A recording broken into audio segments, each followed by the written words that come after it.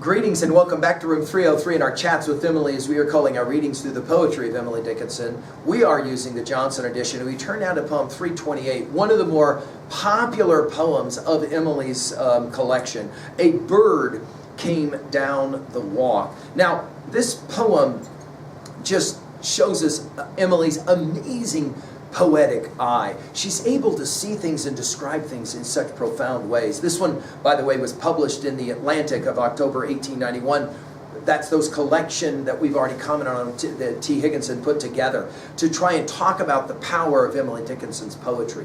Now, our assumptions are that you've been following our stuff at learnstrong.net down that left-hand side chats with Emily. I'm hopeful that you've already worked through our set of introductory comments. I'm hopeful that you've worked through our preceding 327 poems. We just finished with 327 before I got my eye put out. Speaking of eyes and sight, this is one of those poems where Emily as observer is going to compel us, no doubt, as we read this poem. Now, this one, when it was published in the collection of poems of 1891, was actually titled In the Garden, and it kind of makes sense, but the moment that you say in the garden, you inevitably find yourself thinking about what? Well, Milton and Paradise Lost, and of course that famous Garden of Eden from the Genesis 3 account.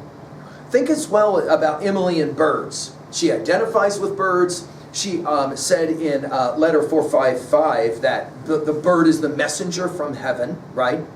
Some have called this poem bizarre, and I think there's a good reason that you could kind of think about it is kind of a bizarre poem in that, are we to read this literally, or are we to read this symbolically, metaphorically, figuratively? How are we supposed to do that?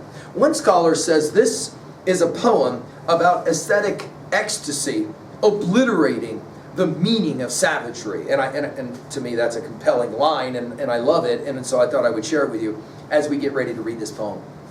A bird came down the walk. He did not know, I saw. He bit an angleworm in halves and ate the fellow raw. And then he drank a dew from a convenient grass, and then hopped sideways to the wall to let a beetle pass. He glanced with rapid eyes that hurried all around. They looked like frightened beads, I thought. He stirred his velvet head like one in danger, cautious. I offered him a crumb, and he unrolled his feathers and rowed him softer home. Then oars divide the ocean to silver for a seam, or butterflies off banks of noon leap plashless as they swim. Now, I mean, Emily covers all the ground here, doesn't she? She goes from birds to butterflies. It's quite, flight is a big part of this. And many have pointed out that when you read this poem, notice, we start on the ground, we end in the air. And we end with this kind of majestic kind of energy, this beautiful melodic, and I say melodic energy, at the end of this poem. Notice, she'll start with the New England robin. We've seen this already. Emily has watched the birds, the robin, the bobolink, and the like, right? Came down the walk. And again, it's maybe in the garden or whatever. Emily watching. And she points out, the bird, by the way, notice is male, masculine. He did not know I saw. In other words, Emily as voyeur, watching, as I wonder what's going to happen. And what's he do? He bit an angleworm in halves and ate the fellow raw. Now, her use of raw is, I think, amazing. When we get to poem 1376, we're going to come back to this use of this word. It's the only other time she uses the word. Dreams are the subtle dower that make us rich an hour, then fling us poor out of the purple door into the precedent raw, possessed before. And I think that the idea that raw here is used takes us, of course, to Tennyson's nature red in tooth and claw, no doubt. Think about raw here as savagery. In other words, what does she say? I watched this bird, and this bird picked up this worm, and he just chomped him in half. Notice she uses the word fellow to describe the worm, making it seem almost like cannibalism or something. It's a very savage picture, no doubt. Nature is savage.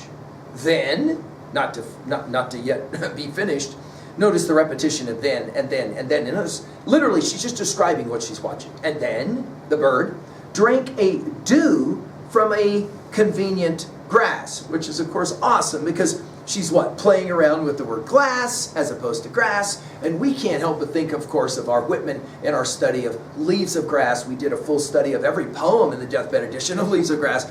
At LearnStrong.net, we call that Talks with Walt, right? Here are Chats with Emily.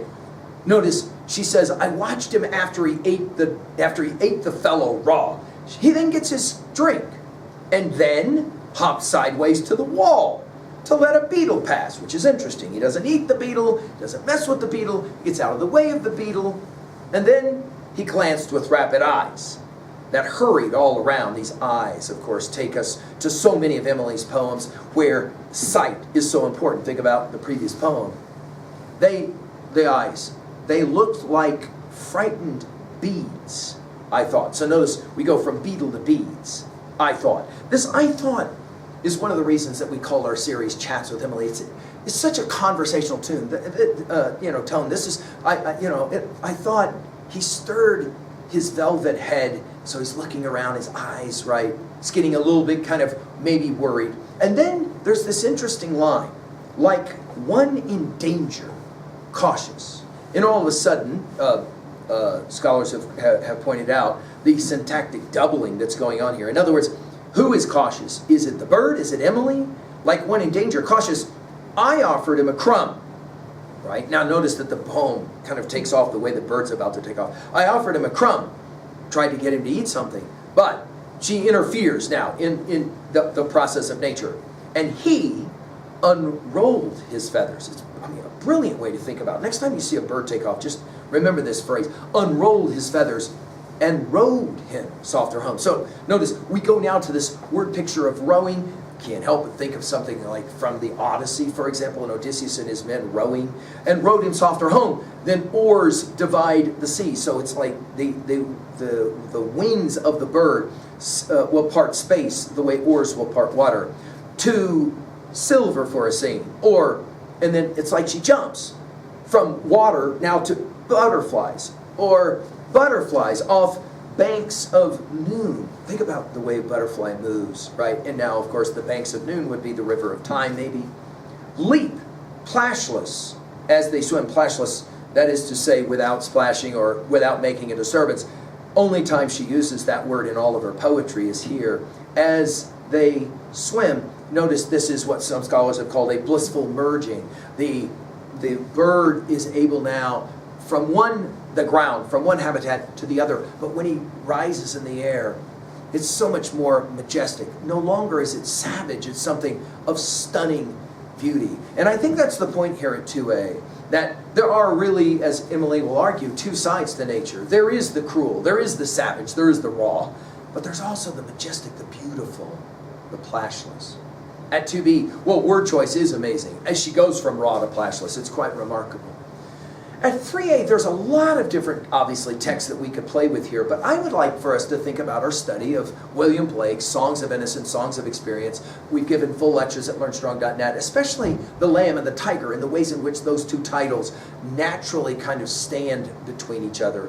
Obviously, I think she's arguing, much like we studied in our said in our study of Blake, the yin-yang symbol does come to mind, right? That is to say, you have to have both sides of nature. You have to have the savage, the raw, but you also have to accept the majestic nature, right, as well. Finally, at 3b, how about this to own a poem like this? What was a time when you witnessed both the beauty and the savagery of nature? I hope Emily's challenging you. Thank you.